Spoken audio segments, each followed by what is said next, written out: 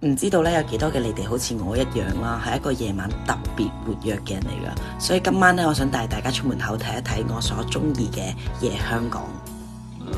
香港夜晚嘅嗰種煙火氣咧，係最令我感到好親切而溫暖嘅。特別喺最近咧好涼爽嘅天氣下面咧，嗰一種嘅晚風輕拂啦，繁華夜燈嘅融合，我就係中意咁樣嘅香港。有人話呢一座城市繁華熱鬧，有人話呢一度好嘈雜喧囂。我想同大家分享個故事啊！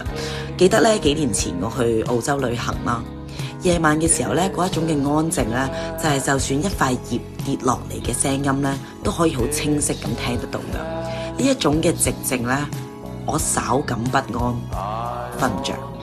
但係好諷刺嘅係咧，香港呢一個不夜城，夜晚就算係關窗，都一定會時不時穿插住啲汽車聲啊，週末嘅時候賣醉嘅路人呼喊嘅聲，原來咧先至係我最好嘅催眠曲。